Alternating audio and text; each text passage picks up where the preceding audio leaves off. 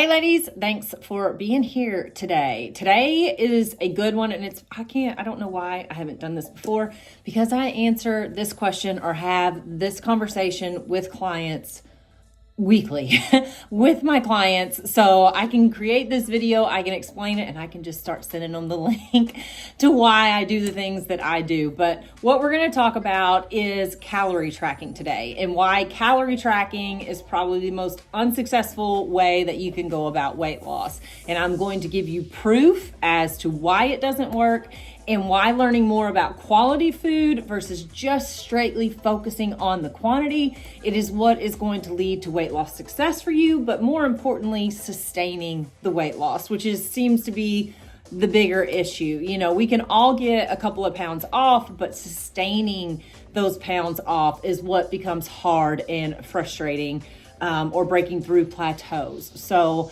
I'm going to get into a little bit of the science behind it, nothing too crazy, so stay with me on it. But as I say in all my videos, I'm a firm believer the more you know, the better equipped you are to go through these hormonal situations and transitions that we're going through, whether you're in pre-menopause, perimenopause, or post-menopause. The more you know, the better prepared and equipped you are going through this.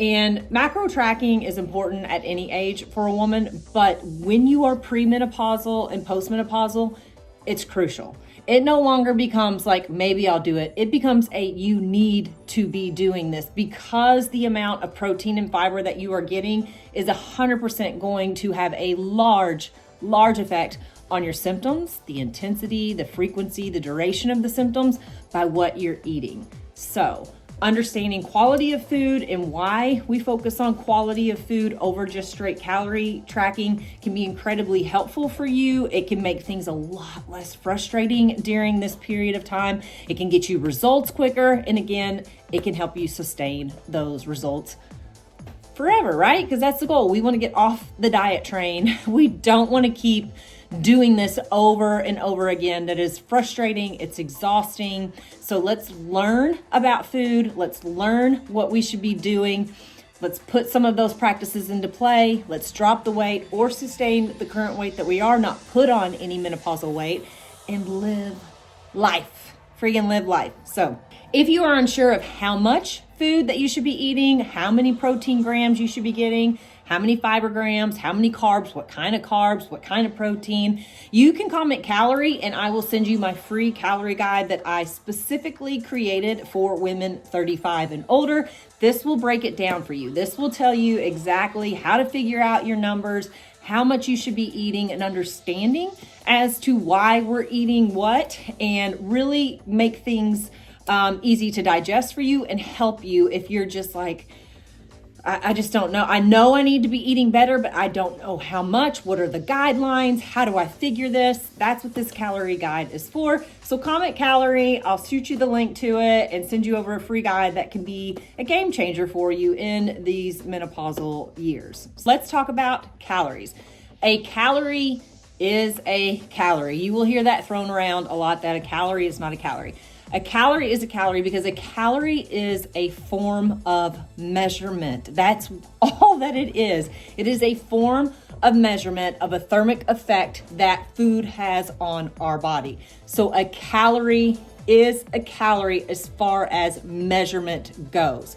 Now, how calories make you feel, if I go out and eat a Snickers bar or a nice salad, right, they're going to make me feel a little bit different, but that's due to the metabolic responses to the types of food that we're eating. It's not calorie versus calorie here. It's what those calories, the response to those calories in the body creates that makes us feel a certain way. So just understanding that a calorie is a calorie, okay? But how we can get sabotaged just counting calories when we're in a weight loss phase is depending on the labels, to be truthful to us. So I have an example here, just a jar of generic dry roasted peanuts, okay? And it says the serving is 170 calories. Well, that's not true. I did the math here, and how you do the math on this guy is Your fat grams are all 9 calories per gram, okay? And then your protein and your carbohydrates right here, they are 4 calories per gram. So stay with me on this, okay? So we're just gonna look at my little quick note here. So if I take the fat grams of 14 on this and I times it by 9, because 9 calories per gram, that gives me 126 calories, okay? And then I had 7 grams of protein and 7 grams of carbohydrates in one serving. So if I multiply both of those times 4, because there's 4 calories per gram in both carbohydrate and protein, I get 28 calories associated with each one of those nutrients. So the amount of fat in this product is 126 calories, and then the amount in your protein and your carbohydrates is 28 calories a piece. Well, if I add all this up, it comes out to 182 calories. Well, this says there's 170 calories in there. So that's a 12 calorie difference. And you may be thinking, 12 calories, what's 12 calories gonna do? Well, 12 calories isn't gonna do a lot, but if you're eating multiple products throughout the day where the calories are underestimated to what the actual intake is, that is going to add up. You know, say you eat 6 or 7 different things that are coming with a label that's been underestimated, that can be 100, 150 calories over the course of the day that is unaccounted for. And when you're in a calorie deficit or you're trying to lose weight, that's going to add up, because that's 150 calories times 7 days. You're almost 1,000 calories over for the week for your calorie intake. This is what can lead to frustration and just feelings of, I'm doing everything right, I'm eating this, I feel like I'm not eating anything, you know, and the scale isn't budging. My composition isn't changing. So this is why we want to focus on macros, okay? So macros being proteins, carbs, and fats. So if I am just focusing on counting my grams here, I'll use my little sheet again, my 14 grams of fat, my 7 grams of protein, and my 7 grams of carbs, then I'm not so worried about this, because this number is going to be correct, right? Because we're multiplying and with the correct amount of calories per gram.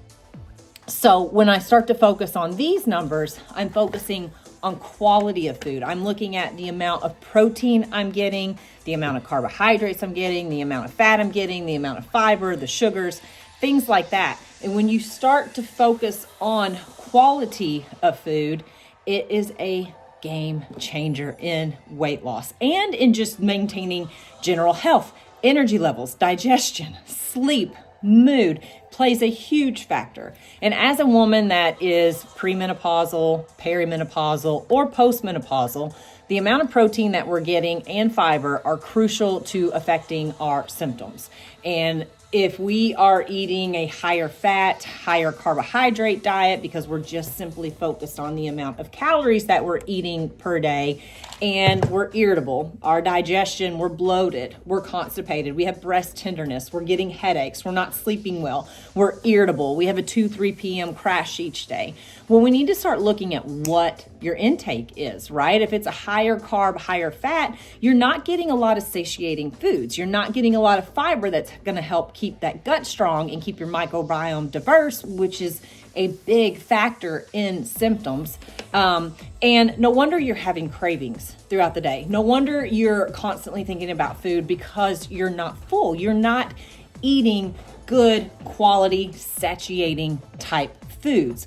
So this is why we want to track macros over calories. And again, trying to understand that if your macros are in line, you're hitting your daily goals of macros, your calories are always going to be in line, because your macronutrients are made up of these calories. And I'm hoping that makes sense, because this is where I get this question from my clients a lot when I've set up their new nutrition program and I'm telling them I want you to eat this much protein, carb, fat, fiber, and sugar throughout the day. Without fail, they email me back, yes, but what are my calories? Don't focus on the calorie number, focus on the macro number, because if you're hitting your macro numbers, your calories are going to be just fine, okay? We don't want to focus just on calories. for the sake of, they're allowed to make them wrong. That is wrong right here. 100 times, that's 12 calories difference, okay? And again, if we have multiple things throughout the day that we're eating that are all being rounded down, because you know that the labels are going to round them down versus round them up to make them look better, that is what makes weight loss frustrating. So again, if you're unsure how much protein you should be eating, how much fat you should be eating, carbohydrates, etc., comment Calorie. I will shoot you over my free calorie guide that walks you through this, how to figure these numbers out for yourself, explains the different macros, what they are, gives you suggestions of which ones to eat, and just really helps to form a foundation or a guide of helping you getting started on the right track and trying to change that mindset, ladies, and quit focusing on calories and start focusing on the nutrients, the quality of the food that we're eating, the protein amount, the fiber that we're getting. What do our carb sources look like? Carbs are fantastic for us, but what kinds are we getting? Are we eating a whole bunch of empty, crackers because they say they're low calorie or they're high protein on the box, but you're eating all these crackers with your meal, and when you're done with your meal, you're still starving, and you're still hitting that 2 or 3 p.m. crash. Your digestion, you're bloated when you're done with it. Then we really need to change it up and look at what we're eating and what changes we need to make us feel full, to help us reduce the cravings that we're having throughout the day, to improve our sleep, to keep our digestion regular, to give us good energy throughout the day for our walk, our workouts, tolerating coworkers, getting through the day of kids, family, life, work, all the things that we're challenged with on a day-to-day basis. We need to feel good. So we need to focus on quality of food, not quantity of food.